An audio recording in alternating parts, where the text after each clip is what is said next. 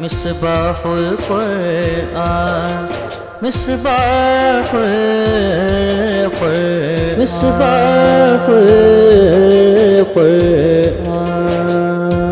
आउज़ु बिल्लाहि मिनश शैतानिर्रजीम बिस्मिल्लाहिर्रहमानिर्रहीम। नाज़रीन करम अस्सलामु अलैकुम रहमतुल्लाहि व बरकातुहू। जैसा कि आपके इल्म में हम लोग पढ़ रहे हैं काफ़िया, और काफ़िया जो है वो इल्म नहव पर मुश्तमिल जो है वो एक ज़बरदस्त किस्म की बेहतरीन किताब है।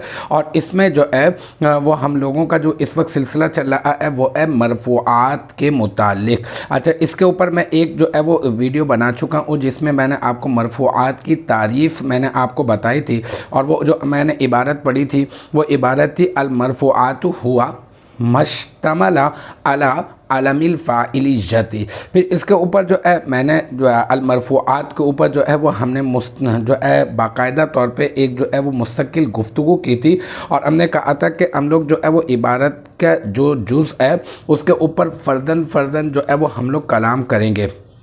और उस कलाम के सिलसिले में हम लोग अलमरफ़ूआत के ऊपर जो गुफ्तगू का सिलसिला कर चुके हैं वो एराब की बिना पर है कि मरफ़ूआतू पढ़ेंगे। तो 3 सूरतें मैंने मरफ़ूआतू पढ़ने की बताई थी, और 2 सूरतों में ये मुब्तदा बन रहा है और 1 सूरत में ये ख़बर बन रहा है। और फिर एक और सूरत मैंने बताई थी जिसमें जो है वो इस पर बिल्कुल भी एराब नहीं पढ़े जाएंगे। यहाँ तक हमारी गुफ्तगू का सिलसिला हो चुका था, और मैंने ये कहा था कि वीडियो बहुत ज़्यादा तवील हो रही है, तो तवालत से बचने के लिए जो है वो वीडियो को मुख्तसर इस वजह से कर दिया ताकि ये कि बआसानी जो है वो देखा जा सके। अब जो है अभी अलमरफ़ूआत पर ही गुफ्तगू का सिलसिला है, लेकिन यह कि अब एराब के ऊपर बात नहीं कर रहे। अब हम लोग इस एंगल से बात करेंगे कि ये जो अलमरफ़ूआत है ये वाहिद है या तस्निया है या जमा। सबसे पहला तो ये होगा कि ये वाहिद है या तस्निया या जमा। तो आपका जवाब ये होगा कि जनाब ये जो है अलिफ और ता इसमें आ रहा है, और अलिफ और ता जिसमें आता है वो जो है वो जमा मुअन्नस सालिम होती है। तो अब ये है कि ये है तो जो है ना वो जमा, लेकिन ये कि अब ये जमा है तो फिर इसका वाहिद क्या है। तो ये जमा किसकी है, या तो सवाल और एतराज़ बना लेते हैं और फिर मैं आपको इसका जवाब दे देता हूँ।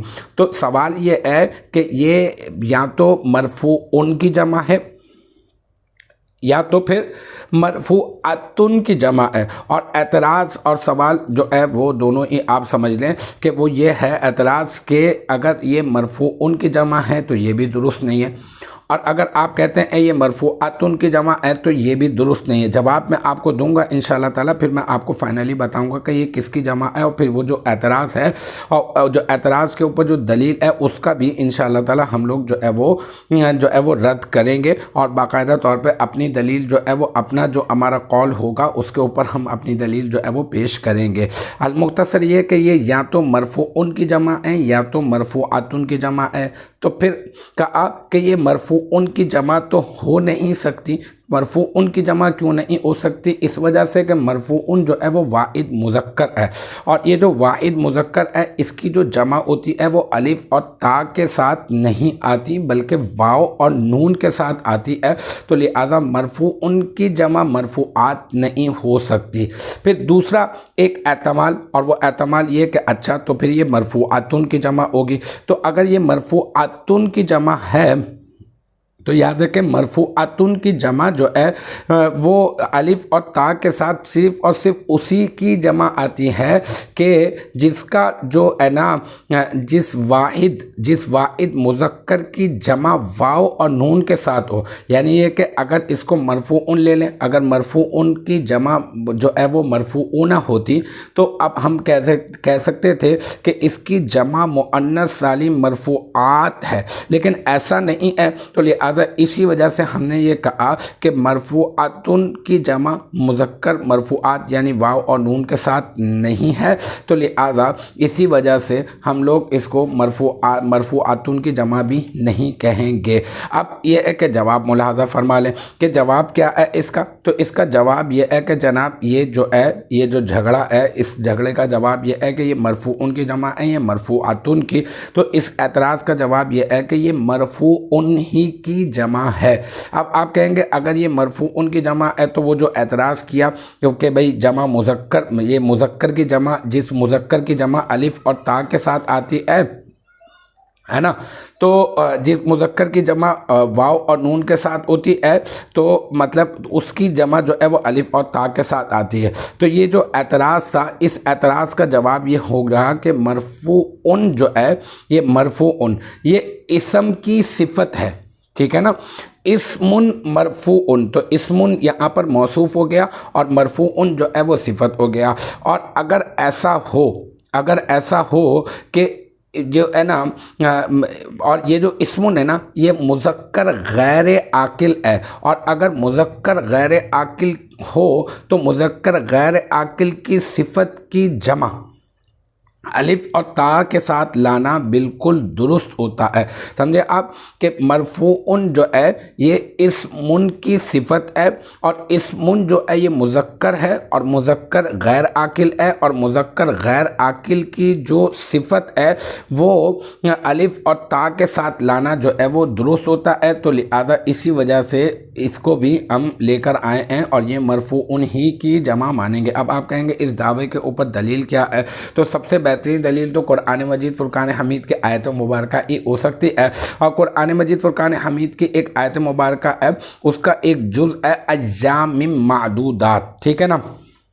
تو اب یہاں پہ یہ جو ایام ہے، یہ جو ایام یہ یومن کی جمع ہے. ٹھیک ہے نا. اور یہ جو ایام ہے یہ کیا ہے؟ یہ مذکر ہے اور غیر عاقل ہے. اور اب اس مذکر غیر عاقل کی جو صفت ہے نا معدودات، یہ الف اور تا کے ساتھ دیکھیں آ رہی ہے نا، معدودات یہ الف اور تا کے ساتھ آ رہی ہے. تو اس کا مطلب اگر ایسا ہو کہ مذکر غیر عاقل ہو تو مذکر غیر عاقل کی جو صفت ہوتی ہے اس صفت کو جو ہے وہ جمع بطور جمع الف اور تا کے ساتھ جو ہے وہ استعمال کیا جا سکتا ہے، جیسے ایام معدودات میں کیا ہے.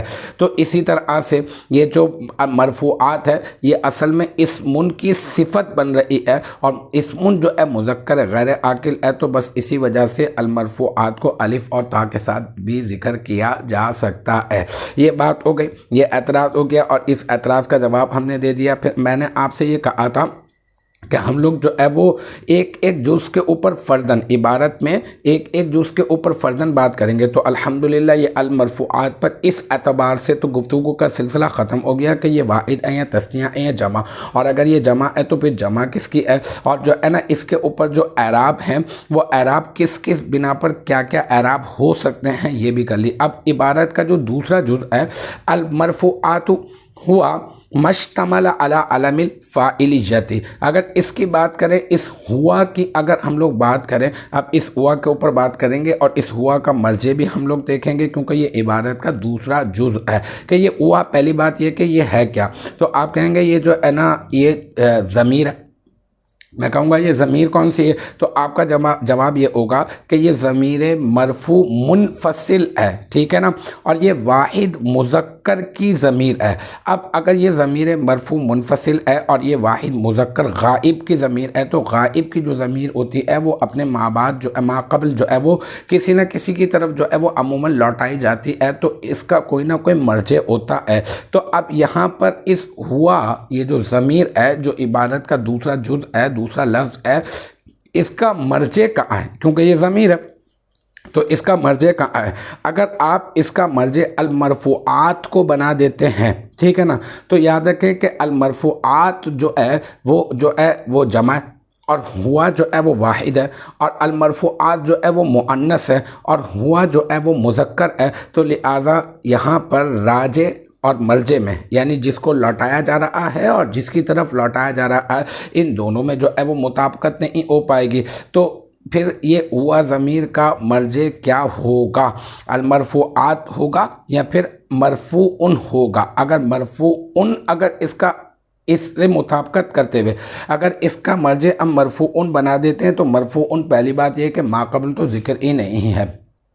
تو اس کا جواب کیا ہوگا؟ تو یاد رکھیں کہ اس کا جواب یہ ہوگا کہ ہوا ضمیر کا جو مرجع ہے وہ اصل میں المرفوعات ہی ہے، ٹھیک ہے؟ اور آپ یوں کہتے ہیں یا یوں بھی کہہ سکتے ہیں کہ ہوا ضمیر کا مرجع جو ہے وہ مرفوعن ہے۔ تو اب اگر مرفوعن ہے تو مرفوعن تو پیچھے ذکر ہی نہیں ہے، تو کبھی کبھار ایسا ہوتا ہے کہ کوئی لفظ ذکر کر دیا جاتا ہے اور پھر اس کے ضمن کے اندر جو ہے وہ دوسرا کوئی نہ کوئی ایک معنی ہوتا ہے جس کی طرف اس ضمیر کو لوٹایا جاتا ہے، تو ایسی صورت میں مطابقت کی بھی ضرورت نہیں ہوتی، بس یہ کہ اس سے مطابقت ہو جاتی ہے اس معنی سے اور اس مفہوم سے۔ آپ کہیں گے یہ تو بہت بڑی بات ہے، اور پھر یہ کہ اس بات کے اوپر آپ کے پاس کوئی دلیل ہے یا نہیں، تو ہم کہیں گے ہاں بالکل دلیل ہے ہمارے پاس، اور دلیل جو ہے وہ ہماری یہ ہے کہ قرآن مجید فرقان حمید کی ایک آیت مبارکہ، اور وہ آیت مبارکہ کا جو جز ہے وہ یہ ہے کہ اعدلوا ہوا اقرب للتقوی، تم عدل کرو، اور وہ عدل کرنا یہ زیادہ قریب ہے تقوی کے، ٹھیک ہے نا؟ اب یہاں پر اگر ہم لوگ اعدلوا کہہ دیں تو اعدلوا تو فعل امر ہے، اور اس کا معنی کیا ہے کہ تم کیا کرو؟ عدل کرو، ٹھیک ہے؟ اب یہاں پہ ہوا اقرب للتقوی، وہ عدل کرنا تمہارے لیے زیادہ بہتر قریب ہے تقوی کے۔ اب یہاں پہ اس ہوا ضمیر کا مرجع کیا ہے؟ تو اب اس ہوا ضمیر کا مرجع جو ہے وہ کیا؟ اعدلوا ہے۔ اگر اعدلوا ہے تو اعدلوا تو فعل ہے، تو فعل کی طرف جو ہے وہ ضمیر کو کیسے لوٹایا جا رہا ہے؟ تو پھر اعدلوا کا جو نہیں ہو سکتا تو پھر کیا ہے؟ تو یاد رکھیں اعدلوا کے اندر ایک معنی ہے، اور وہ ہے عدل کرنے کا معنی، کہ تم کیا کرو؟ تم عدل کرو، اور یہ عدل کرنا جیسا کہ میں نے ترجمہ بھی کر کے بتایا نا آپ کو، یہ عدل کرنا زیادہ قریب ہے تقوی کے۔ تو یہاں پر اعدلوا کے ضمن کے اندر عدلن بھی پایا جا رہا ہے، کیونکہ عدل کرنے کے لیے کہا جا رہا ہے نا، تو لہٰذا اعدلوا کے ضمن کے اندر عدلن بھی پایا جا رہا ہے۔ تو یہ جو عدلن اعدلوا کے ضمن میں پایا جا رہا ہے، اسی کی طرف جو ہے اس ہوا ضمیر کو لوٹایا جا رہا ہے۔ بالکل اسی طرح سے یہ جو ہوا ضمیر جو المرفوعات ہوا مشتمل علی علم الفاعلیتی جو ہماری مذکورہ عبارت ہے، اس میں جو ہوا ضمیر ہے اس کا جو مرجع ہے وہ مرفوعن ہے۔ تو آپ اعتراض کریں گے مرفوعن تو جو ہے وہ ذکر ہی نہیں ہے، تو ہم کہیں گے اصل میں مرفوعن جو ہے وہ المرفوعات کے ضمن میں جو ہے وہ ذکر ہے، اور وہاں پہ اس کا معنی اور مفہوم جو ہے وہ پایا جا رہا ہے۔ انشاءاللہ تعالیٰ ابھی یہی والی عبارت ہماری ہے، اسی کے اوپر ہم لوگ جو ہے وہ مزید بات کریں گے، یعنی المرفوعات پر بات کر چکے، ہوا کے اوپر بھی بات کر چکے، اب مشتمل علی علم الفاعلیت اس کے اوپر بھی جو ہے وہ انشاءاللہ تعالیٰ مزید جو ہے وہ مختصراً گفتگو کرنے کی کوشش کریں گے، لیکن وہی ویڈیو کے طوالت کی وجہ سے ابھی یہیں پر ہی جو ہے وہ اختتام کرتے ہیں اور اسی پر ہی اکتفا کرتے ہیں۔ مجھے امید ہے یہاں تک کی جو بات ہے وہ آپ کی سمجھ میں آ گئی ہوگی۔ انشاءاللہ تبارک و تعالیٰ نیکسٹ ٹائم اگلی ویڈیو اگلی کلاس کے ساتھ ملاقات ہوگی، جب تک آپ اپنا بہت خیال رکھیے گا۔ وآخر دعوانا ان الحمدللہ رب العالمین۔